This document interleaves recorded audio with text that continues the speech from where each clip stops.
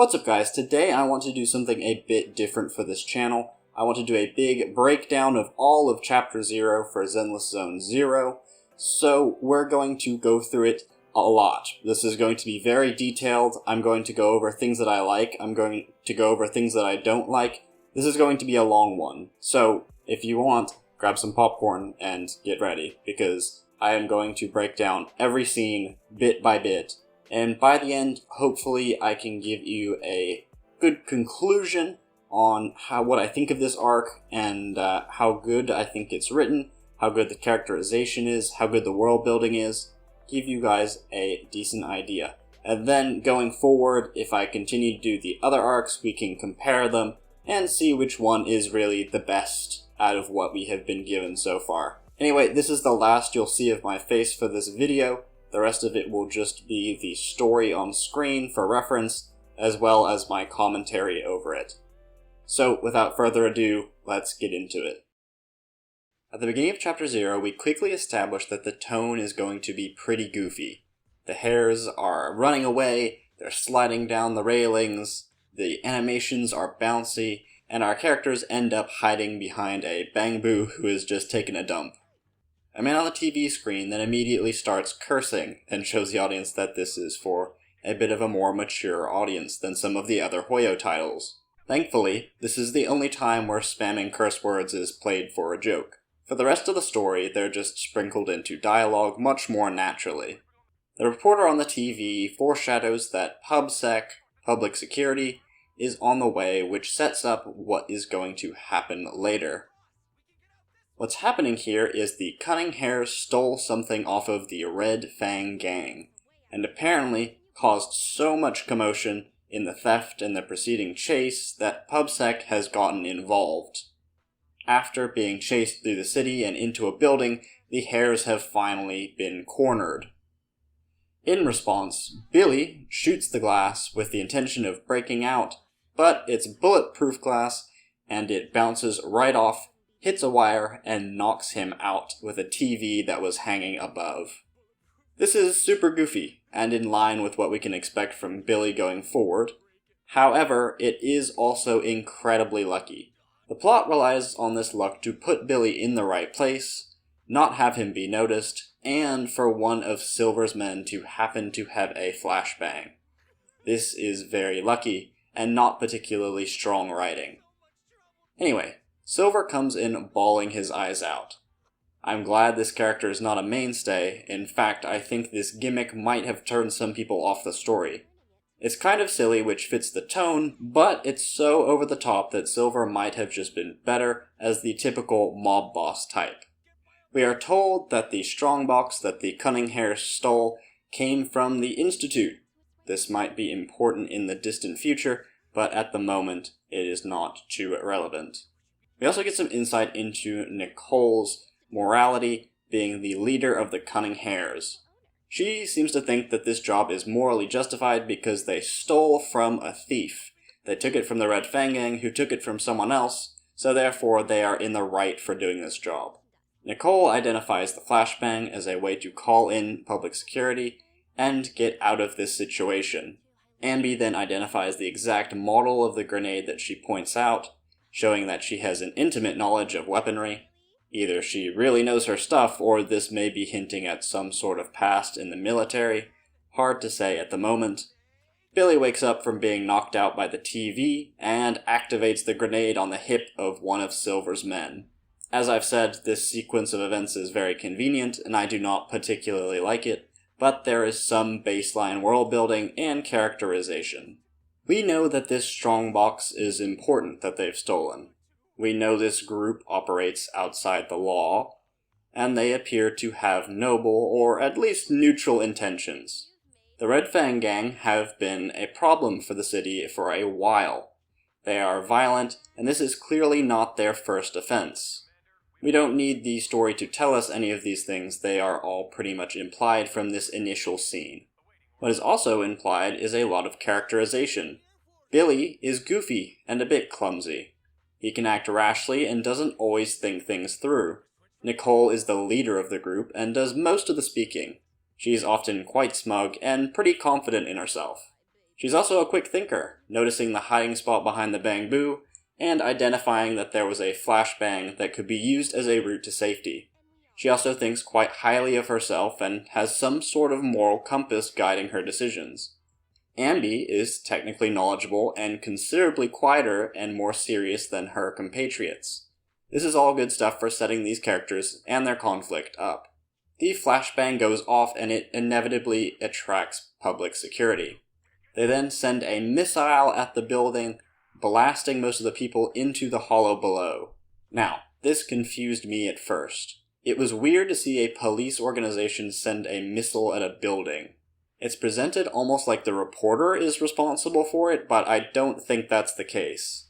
They act like he's the one calling the shots and calls for the biggest gun possible, but I do not believe that. The best faith interpretation that I can come up with is that the Red Fang gang are so violent that they have been labeled as okay to kill indiscriminately. This still rubs me the wrong way because PubSec could surround the building and arrest them, but at least they're armed, so I'll give this a pass. This probably needed a line to explain what PubSec was thinking in this moment, and it's not particularly well presented, but it's not the end of the world for the plot. After the explosion, Billy and Ambi are blown into the hollow, along with Silver and the strongbox. Nicole manages to make it out. Now, should they be surviving this explosion? Yeah, I'm not sure. But some of the acts of strength and resilience from some of the characters in this game make me think that they have durability or strength that surpasses that of the average human. So for now, I'll give it a pass because it's at least consistent for a lot of our main characters. Ambi then has her cool intro cutscene where she launches sideways into the hollow. This quickly tells us that these big masses called hollows have the ability to distort the physics of the world around them. Ambi entered from the top, but now she is coming out at the side. Her momentum has been completely shifted, and the world has clearly changed now that she's entered the hollow. Having made it to the ground in the hollow, Ambi quickly identifies the area based on the landmarks. This was the old metro station, and this is an early tell that the old city of Eridu has been absorbed by these hollows, and that's why we have a new city called New Eridu. Ambi decides to make a voice log of her time in the hollow. She is perhaps imitating a movie she's seen. Her love for movies is a notable character trait after all. This also allows her to give some basic exposition about the hollow in a way that is in character. She mentions not having a carrot or a proxy. We can infer that these are ways of escaping the hollow, although these will get much more explanation later down the line. She also establishes that the danger of the hollows for humans is that they can turn you into monsters. This provides a bit of quick world building to provide the threat of what Ambi and Billy are facing, and to give us an idea of what these big black masses are. When describing her situation, Ambi also uses a lot of percentages to further establish that she is a very information and data-oriented person. We then get a fun interaction between Billy and Ambi, showing that they know each other really well. Ambi checks that it's the real Billy by seeing who he would really want to have dinner with, and we get a funny little scene. We also learn that Billy is a massive nerd for both the Starlight Knights, and has a big crush on a late-night TV star called Monica. Ambi also shows her tendency of treating movies she's seen like reality, often to comedic effect. This exchange also tells us that ethereals are bound to hollows. Once again, some pretty well-delivered exposition. The two of them then discuss that Nicole is pretty likely to just leave them in the hollow now that they're stuck there, considering how frugal she is with her money. This is another natural way of quickly establishing one of Nicole's primary traits. Even her companions think that she's a cheapskate. Billy likes to pretend that he's one of his favorite characters. He'll monologue like a hero, only for his lack of forethought to ruin the moment. He's trying to act all serious and cool, and he's ran out of ammo again. It's quite charming. Billy and Ambi stumble upon Silver, who is slowly turning into a monster while guarding the strongbox that they had stolen. We establish that certain people have lower ether aptitude, meaning that they can survive in the hollows for more or less time. Silver's is quite low, and we get to see what happens to people who stay in the hollow for too long. This gives the threat that was implied earlier actual visuals to go along with it, and it is a horrific transformation. It's also implied that lower ether aptitudes can turn you into a stronger form of monster. because the mutation is occurring so quickly to the person's body. Silver becomes something known as Dullahan, and I will refer to him as such from here on out. Billy and Ambi attempt to fight off the Dullahan, and decide that retreating and reconsidering their options is a better idea. A pretty smart decision in this scenario. One thing that the Cunning Hares constantly benefit from is they are constantly making do with what they have, and they're very much scrappy. They get by with what is given to them in these missions. In response to Billy and Ambi dropping into the Hollow, Nicole comes to our main characters, the Proxies, to get some help.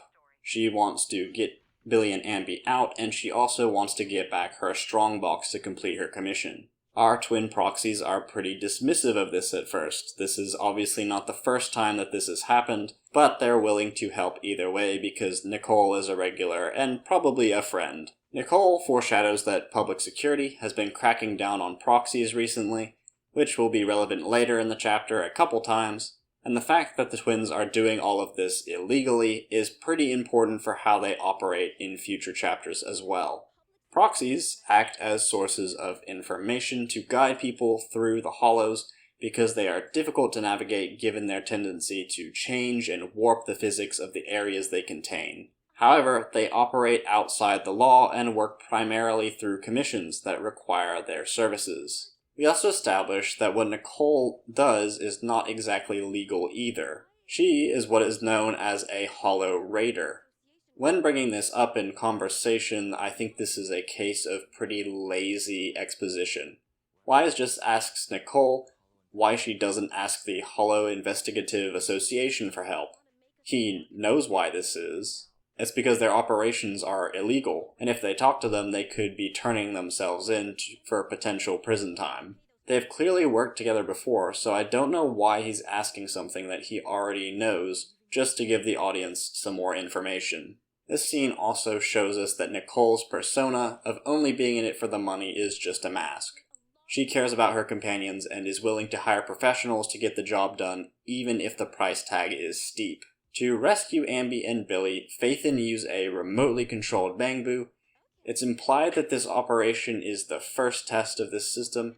We can assume this because Ambi has never seen a talking Bangbu before, but after it rescues the two of them from ethereals, they quickly recognize the voice as Phaethon's.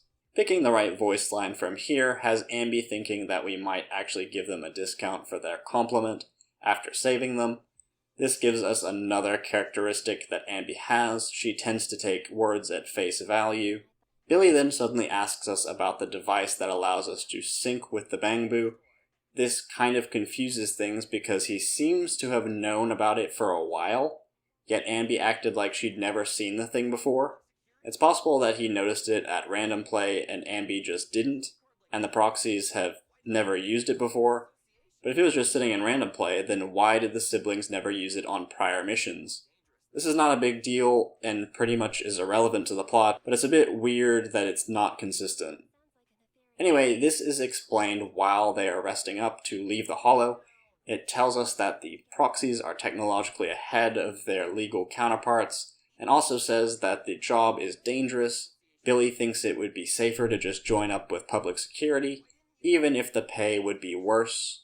This further tells us why Proxies are so valuable. They have access to tech that no other faction has. They are then interrupted by ethereals and have to fight their way to the exit. The exit appears like a dead end though. This is one of the values of a proxy. They can find exits where they were invisible to the naked eye. I find it odd that Billy is not aware that hollows work in this way though. He works in the hollows for a living and has definitely seen stuff like this before when being guided by Phaethon or just escaping hollows with a carrot.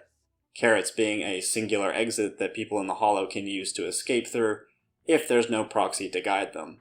He really should not need this explained to him, and this is kind of another case of exposition being a bit lazy.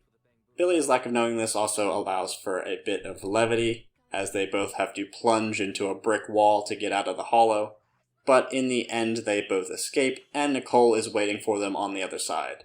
She comments on how accurate the location Phaethon gave her is. This implies that Phaethon are very good at what they do, and are able to find the exact locations of where exits from the hollow meet the outside world. While I like the joke of Nicole running red lights in order to meet up with her companions, it shows that she cares about them. It seems like a joke that's a bit out of character for her. I would expect an RGB number from Ambi, but Nicole really doesn't strike me as the type. Since Phaethon is two people and their dialogue depends on what you choose, I won't be reading too much into their characteristics, since they can change based on what the player wants. There are overall traits that they both present, so I may comment on them occasionally, but not as much as the other characters. For example, Belle is clearly a bit cheeky and has a lot more energy than her brother. Wise is calm and is often the voice of reason. He also tends to be a bit sarcastic at times, while keeping a more relaxed tone. The Proxies and the Cunning Hares then discuss what they're going to do about the strongbox. It's still in the hollow and they need to get it out. We get some dialogue rehashing what happened to Billy and Ambi, and then Nicole whips out a flash drive. Along with the scene where they initially get dropped into the hollow, this is probably the worst contrivance in this chapter. This flash drive belonged to Silver, and Nicole just happened to pick it up in the building on her way out of the area. There are two ways I can conceive of this happening, neither of which I like. 1. Nicole escapes getting blasted into the hollow, and luckily Silver got blasted in a way so that his flash drive leaves his pocket and stays in the building while he goes out the window. This is monumentally lucky. The other option is Nicole got the drive off camera before that scene. She would have needed to take it off Silver directly. Considering how important it is, he certainly wouldn't just leave it sitting around. And there's nothing that suggests Nicole was even around him to pickpocket the item. The dialogue that were provided around this seems to suggest that the first option is what actually happened. Somehow, the flash drive ended up on the floor while Silver ended up in the hollow, and Nicole happened to see it and pick it up, despite it being tiny and that being super lucky to even happen in the first place. That being the case, it's probably the hardest option to defend. At least if it happened off camera, you could put up some sort of defense, even if it's not backed up directly in the game. This feels like the writers pulling something out of their ass so Phaethon's plot can progress within this chapter. Pretty much all the preceding events rely on this happening, and to be frank, the writers could have done a lot better. Anyway, Phaethon agrees to extract the data on the drive in order to help the Cunning Hares find the strongbox. After some time, the drive has been extracted, and Nicole has found a general location of where the strongbox is. Turns out, the drive has the password to the strongbox. Nicole has a plan in order to rescue the strongbox. It's pretty simple, which sets up for a joke where Ambi exposes that Nicole made a map of the hollow for the sake of professionalism, so their plan didn't look too simple to the Proxies. Ambi not realizing that this information was not to be shared, and Nicole doing this in the first place, are very in character. Nicole then passes blame onto Billy, who is supposed to be making sure Ambi didn't say anything stupid, and Billy blames it on the movies that Ambi was watching. This is fun, it's good stuff. The Cunning Hares then enter the hollow in search of the strongbox with the Proxies looking on. Nicole explains how the strongbox was found. She, quote-unquote, gave them an offer they couldn't refuse, and then explains that the Hollow Investigative Association gave her some data from the last 2 mutations, and she was able to find the strongbox using that. At first, this sounds like absolute jargon to excuse them from having to explain why the location was found. But if you think about this a bit more, I think it does make sense on a certain level, so let me explain what I think happened to allow her to get this location. The HIA keeps data on shifts in the hollows. These would be the mutations that Nicole refers to. There have been 2 shifts in the strongbox hollow since Ambi and Billy last saw it. By taking that position and then applying those 2 shifts, you could theoretically approximate where the box would be. While I'm not sure where she got the location where Billy and Ambi last saw the strongbox, at least the process could work given all these assumptions. I think this is poorly communicated in the story, but Nicole is not just spouting BS. So I don't think it's too big of an issue. Giving them an offer that they can't refuse also leads the mind to many creative areas, which I find pretty amusing, given Nicole's, nature. But then a hacker suddenly takes over the twins' system, and they can no longer control the Bang Boo, and they lose communication with the Cunning Hares. Without a guide, the Cunning Hares are trapped in the hollow once again. The hacker wants the strongbox password. He threatens the proxies by deleting all their holo data, essentially putting them back at square one for everything that they've built. He managed to take the system using the drive that the Strongbox code was on. Now, we don't know much about this hacker, but we can put some pieces together. Before we do that, though, the hacker shows the twins a video of the Cunning Hares. I'm assuming they captured this through the Bangbu that they hijacked. Otherwise, they would have to be as powerful as the AI we pick up later in the story, which would be very significant. Since this hacker is not all that impressive in their abilities, as we will soon find out, I think we can safely assume that this is just footage from the Bangbu. The Cunning Hares are facing a crisis. Without a proxy, their lives are on the line. They stumble upon a holo investigation squad on patrol. This presents an opportunity. They could turn in the identity of Phaethon and be able to get out of the holo without legal repercussions. This is thanks to the crackdown on proxies that was mentioned earlier. Billy and Ambi are on board with the idea since things are getting desperate. But as the leader of the group, Nicole has the final say. Being a character that seems far more concerned with herself and her money, as well as the safety of her friends, you would think she would agree, but that's not the case. She skips on the opportunity to turn in the proxy. This says a lot about Nicole as a character. Despite all these things weighing in the other direction, she still, whether out of respect or out of some personal moral code, decides not to sell out Phaethon. Even if she puts her friends in danger, she would rather take the risk than send 2 people to prison. It's this sort of depth that makes the Cunning Hares an interesting faction. They all operate with a certain exterior, but there's often a lot going on under the surface. Well, maybe not as much for Billy, he pretty much says everything that comes to his mind, but for the other 2, and their future member, this holds. Anyway, we go back to the hacker. The hacker seems to look down on proxies and holo raiders, as well as people who work for the HIA or PubSec. I think we can assume from this that they are not any of these things. The twins offer up their proxy account because it has the password to the Strongbox that the hacker is looking for. Since they're cooperating, the hacker tells the proxies a bit about the Strongbox. It contains data that allows free travel of the holo. It can allow holo mutations to be predicted and accounted for quickly to make effective routes through the holos. Something incredibly valuable to anyone in this universe considering the impending risk that the holos present. With the hacker now on their account, Phaethon is able to reveal their plan. The hacker has not implemented the tactics of an actual hacker. They could have just taken the information from Phaethon's account as soon as they were aware of it, but instead they used blackmail to get the account details. Taking this information, Wise pretends to have called PubSec to report the Phaethon account in order to scare the hacker into leaving their system. Now, there are some issues here. Let's start with what I like about the hacker section. We get to see Wise and Bell in action, using quick thinking and years of experience together to get out of a tough spot. This is nice. It gives us some character and shows us their bond. This shows us how they got to where they are. They are very much of the same mind and work very efficiently together, compared to other proxies. We also get some development for Nicole, which I already mentioned. And we get some information about the Strongbox, which foreshadows what is about to happen. Now let's get to the negative stuff. I have major issues with the flash drive being the source in which the hacker took over their system. 1. This makes Phaethon look incompetent. As tech whizzes themselves that operate outside the law, they should be extremely careful when utilizing foreign technology like a flash drive. They should be looking for things like bugs or other malware before doing anything like extracting it to their system. The other issue this presents is the hacker got into the system to get the password on the device that had the password on it already. I don't think Silver was the one who put the code on the device. So unless there was some middleman between Silver and the hacker that we don't know about, this makes almost no sense. I also do not like the solution to the problem being faking to call PubSec on the hacker by reporting the Phaethon account.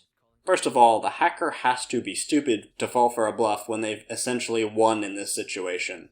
While Wise could call PubSec on the account, surely the account is not completely disconnected to where Bell and Wise are.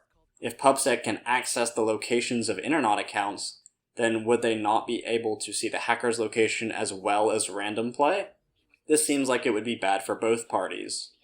But then, this has a further issue, because assuming that PubSec can access the internet accounts and find their location means that they could easily arrest every single proxy in the city, since all they do is use an online alias. All they would have to do is figure out people who are doing proxy work online and then see what account attaches to what location. So this entire solution to the situation falls apart on closer inspection. Anyway, enough of the hacker. Faith then reconnects with Nicole and the others. It's implied that the hacker may be who hired the Red Fang gang, but we don't know that for sure. The Cunning Hares have already been in the Hollow for a while, so they have to get moving to get the strongbox. They find the strongbox and there's a cutscene where all the lines are said twice. Ambi, Billy, and Nicole all say the same line 2 different times, but in 2 very different tones. And it just shows off how good the VAs in this game are, and it's just a very fun scene to point out. They fight off the Dullahan and manage to reach the strongbox, but there is a problem. The hacker got rid of all of Phaethan's holo data, so there is no way for them to get out. Phaethan suggests using what's in the strongbox since it's supposed to be designed for this exact purpose. Nicole rashly agrees, presenting another one of her traits. So the strongbox is opened and the MC passes out, whether that be Bell or Wise. While they're asleep, the Cunning Hares make it home, and the MC is forced to agree to some terms set by a voice in their head. They see visions of some calamity, probably foreshadowing something that will happen far down the line. A different voice also talks about a bunch of names along with the name Fairy. Waking up, the MC finds that a new AI has taken control of the system. They are called Fairy, an advanced AI for holo traversal. It has incredible power, including access to 80% of the city's electronic devices. This is important because in the future we will need to check if these incredible abilities will be used or not in situations that require them to quickly solve problems. If you introduce something like this as a writer, you need to constantly have it on your mind, because it is an incredibly powerful problem-solving tool for your characters. Fairy is very cryptic and leaves the twins feeling uneasy, as it should, so they task the AI to help them rebuild their reputation to prove it has good intentions. After their account was compromised, there is much to be done. And that is the end of Chapter 0. So what are my thoughts on this overall? The plot is very messy. The first scene that gets them into the Hollow is very contrived. The scene that gets them the data that allows the hacker stuff to happen and allows Fairy to become a thing, where they get the drive disk, is also very contrived. The entire hacker scene doesn't really make much sense on closer inspection, and a lot of these are major plot points that move this along in Chapter 0. So for me, this plot is not doing much. It is pretty weak, and hopefully it will get better. Now, the characters are very good in this chapter. We get a lot of initial traits for Nicole, Ambi, and Billy. We are endeared to them. They have a lot of funny moments to make people enjoy being around them. We have Nicole specifically having to make a pretty difficult decision, telling us about her moral values, and the fact that she'll put people above the needs of her friends if she feels like that need outweighs the other. The world building is also pretty strong. There's nothing too much that is contradicting anything just yet. Most of that is contained in the plot. We are shown what hollows are. We understand how they work on a basic level. We understand the need for proxies and why they might be illegal. We know what the factions are and what they intend to do. The Cunning Hares are out for hire. The Red Fang Gang are violent people who are trying to be put down by public security. Public security and the Hollow Investigative Association are basically federal departments that are here to create order. They're kind of like the police and like an investigative bureau designed specifically for the Hollows. Basically, we are given everything we need to know about the world in order to understand the stakes of the conflict here, why it's dangerous for the Cunning Hares to be trapped in the Hollow both times. We are shown the effects in the form of Silver's transformation. We understand how valuable it is for the proxies to maintain their data and their status, and why deleting that from the hackers is not a very good thing. And overall, I'm pretty happy with the world building. So we have pretty strong world building, we have strong characterization, but the plot is very thin. And a lot of the time, it doesn't make much sense. So for me, I think given that, as far as actual quality, and after diving into the details of everything that happens here and how each little thing causes things to progress, I don't think I can give this arc anything more than a 6 out of 10, but it does set up a lot for the future, and it sets up a lot of good characters for the future, so I think it's a pretty necessary one, but I think the plot could have been crafted a little more carefully. Those are my final thoughts on Chapter 0. If you enjoyed this analysis type of video, be sure to give me a comment, let me know what you think. Did you enjoy this chapter? What do you think of it? What do you think its issues are? Like and subscribe if you want to, and take care, ladies and gentlemen.